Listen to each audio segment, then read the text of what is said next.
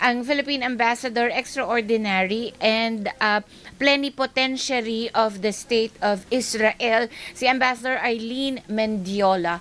Hello, Ambassador Mendiola. Hello, magandang tanghali sa inyong lahat. Ay, ano oras na po ba dyan sa Israel ngayon?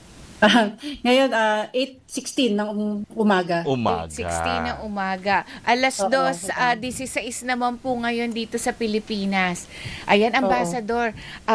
Okay. Kamusta po ang galawan sa Israel? Medyo nakisama na nga po sa sitwasyon ang Israel ngayon.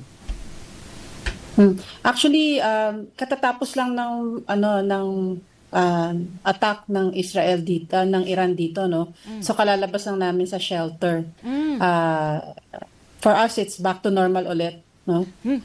So, Ano naman, maya-maya si Serena, maya-maya nasa bomb shelter kami. pag sinabi natin bomb shelter, underground na thick cement wall niyan, no? At Nandito kami actually yung crisis management team natin, dito na kami sa underground ngayon. Okay. Nag-ooperate para hindi disrupted talaga as much as possible yung serbisyo namin. Except pagka talaga may sirena na, nandoon lang kami sa isang lugar. And unfortunately, yung pagka ganun, reachable lang kami via WhatsApp or via Viber. Kasi yung mga landlines, yung telephone lines, yung mobile calls, no? Hindi na pumapasok yung signal. Okay, ano ho mga plano natin para sa ating mga kababayang Pilipino na nariyan po ngayon sa Israel? Yung sa atin ngayon, ang gusto sana nating sabihin, yung para sa mga kababayan natin, nananatili sila dapat dun sa mga bomb shelters nila, wag sila maglalabas. Kasi naman dito sa Israel ngayon nasa state of emergency, so very limited yung mobility. Yeah. Wala ring sinuspende rin yung pasok except for yung mga essential lang na services. That includes yung mga supermarkets. So, yung mga kababayan natin na pagka wala nang sirena, they can go out and replenish i-stock up ulit kumbaga yung kanilang mga kagamitan. Pero generally, right now, wala kaming naririnig na casualty maliban lang kay Mary Ann Velasquez de Vera na Nurse, yes. na kayong kauna-unahang casualty. Opo. Wala po bang pag-uusap tungkol sa pag-uwi ng ilan nating mga kababayan mula Israel? meron bang need for repatriation, Ambassador? Sa ngayon, siguro, ang napaka-importanting sabihin, sarado yung airspace. Yes. So, definitely wala. And we've been getting information from our Philippine Embassy sa Amman, Jordan. Sarado din yung airspace nila. So, yun yung aming difficulty ngayon. Kung man meron tayong repatriation, we have to take into consideration ito. Right now, kasi naglabas kami kahapon ng survey, tinitignan namin sa ating mga kababayan, sino yung mga gusto magpa-repatriate. Aside from yung ibang mga tanong namin kung ano pang ibang pangangailangan nila, no? Ang nag-indicate ay 54 na katao nag-indicate na gusto nilang magpa-repatriate. But out of this 54, 32 yung turista, 22 yung OFW. 22. So, mas marami Sorry, pang... as of now, may bago kaming figure, 55 na yung Gusto 55 na yung count. Kasi sabi ko nga live yung aming survey, so Yes. pabago-bago yung number namin. So 55 na ngayon. Pero mas marami. 23. Oo, mas 23 marami. OFWs lang. Mas marami, Ambassador, yung turista na hindi talaga diyan nakatira. Correct. So Oo. sila yung Stranded lang. sila. Stranded. Pilgrims. That's Ito yung mga pilgrims. Well, a while So ago, ito, Yeah. A while ago, may kausap po kami na attorney kung hindi daw posible sa air, pwede daw mag-travel by land. Yes. Do you think it's possible? actually, ngayon ang aming pinaplano lang is by land pero via Egypt. Okay. Yung by land via Jordan, ang nabanggit ko nga sa inyo, pwede nga sila mag-crossover doon sa Jordan, pero as far as we know, meron din silang na-experience din nila yung mga attacks but not as frequent as Israel. Pero ang consideration doon, they will be stuck in Jordan kasi walang sarado yung airspace. Yeah. Airspace is still also closed. So maski na landlock Yes. kayo, maski na mag-crossover kayo sa Egypt, still Sa hindi Jordan. sa Jordan hindi rin makaka-fly out tayo. How about in Correct. Egypt? How about sa Egypt po? Kung Egypt, Sa Egypt, yan yung pinaka-feasible para sa amin ngayon. Okay. Pero medyo kung from Tel Aviv up to the border, Ilan medyo malayo, no? It Mga will ilan? take more than half a day Half a Wow. to reach yung area na yon.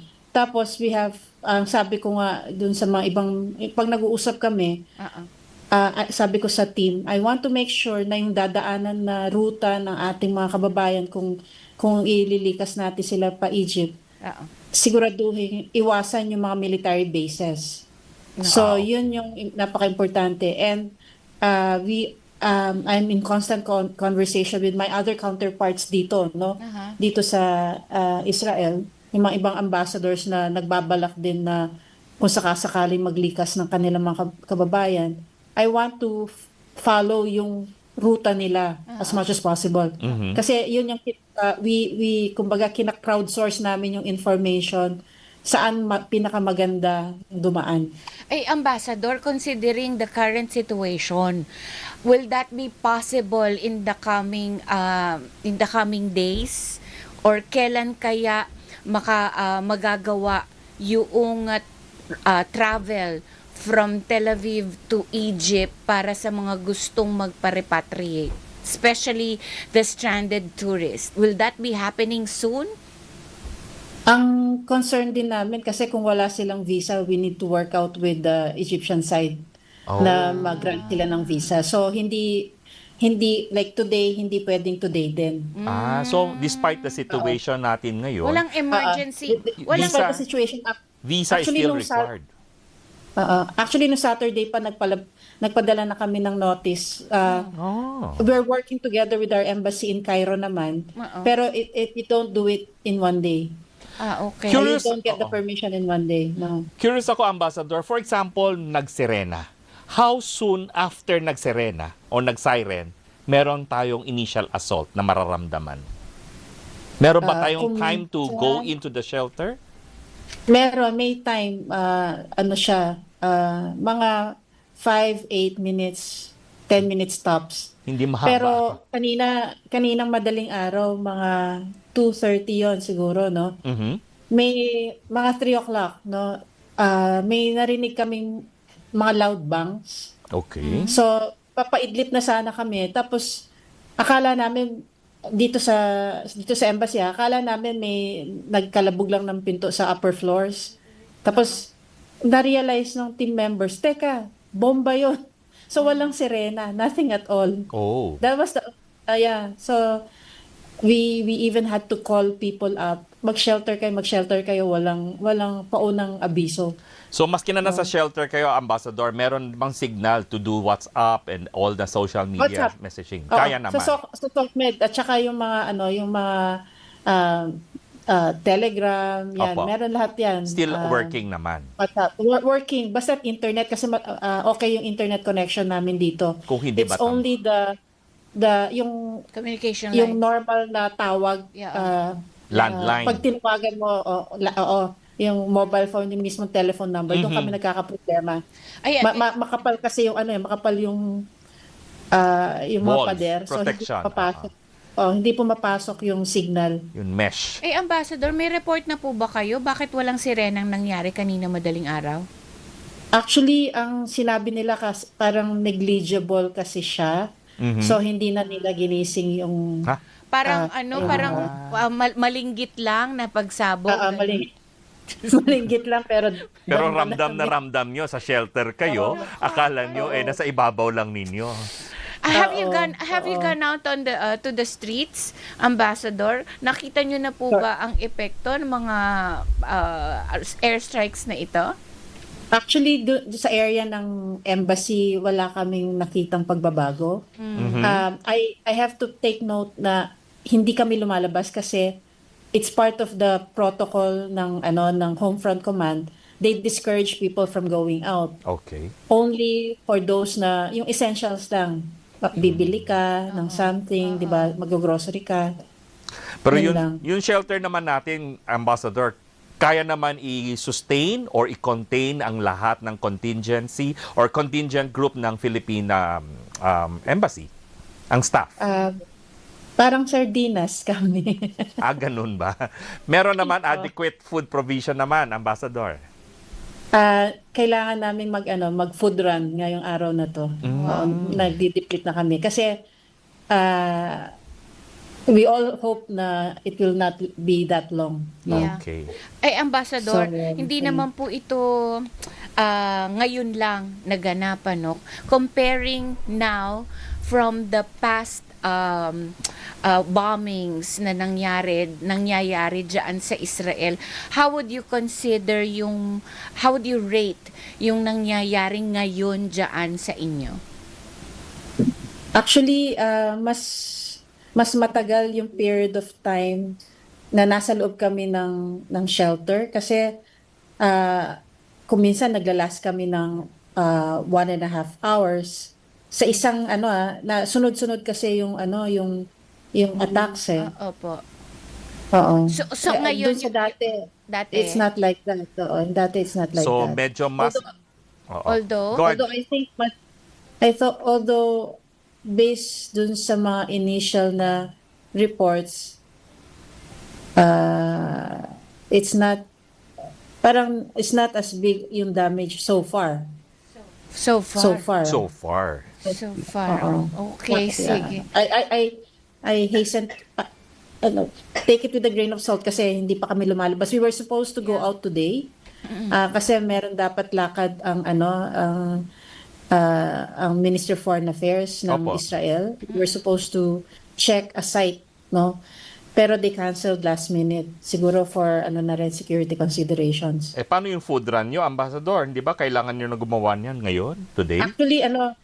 Actually, marami kaming delata dito. Pero kailangan ng vegetable din sana. So, Oo. anyway, we'll make do. The shelter naman is okay with air supply, with oxygen, with... Walang problema. Walang problema. Okay, very good. Kayo yan, sa inyong lugar yan, Ambassador. Anong balita po ninyo doon sa mga lugar na merong mga Pilipino?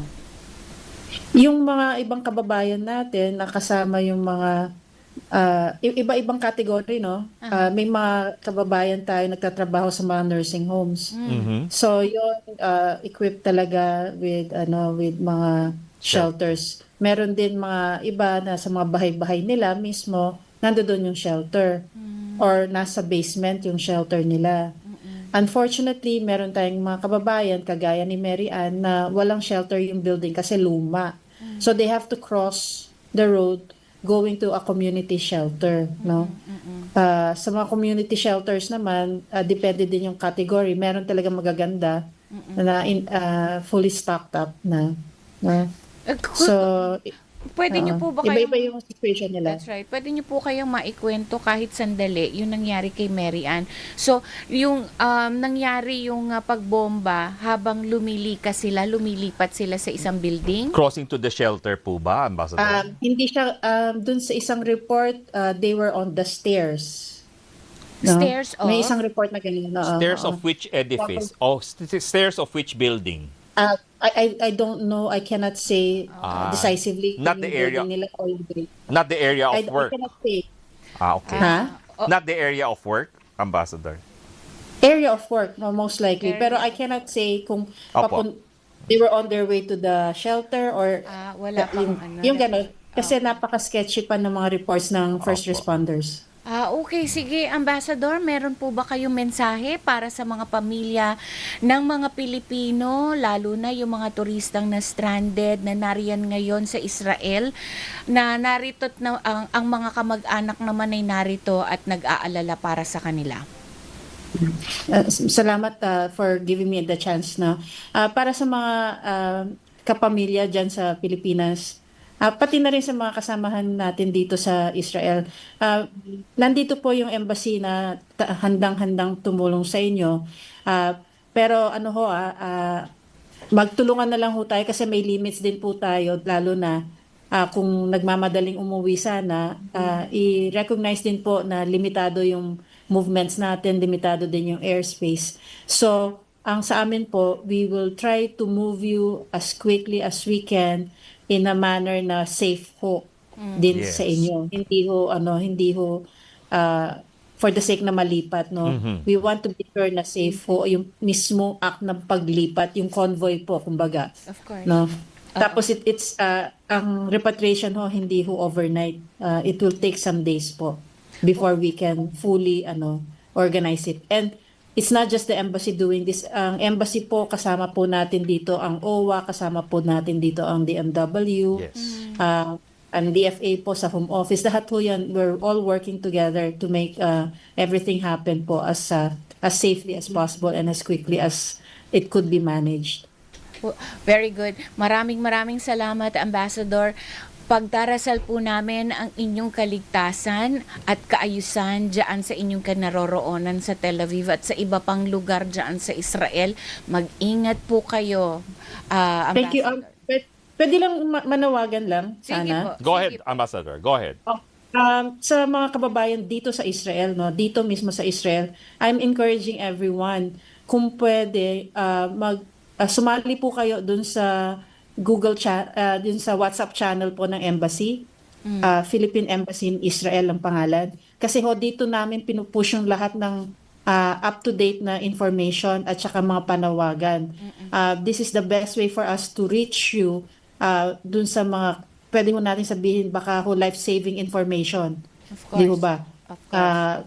Kung pwede ho, please, yung mga nakikinig, please encourage your family members na nandito sa Israel to join that WhatsApp. yung WhatsApp channel namin. Ano nga pong tawag ulit ng channel?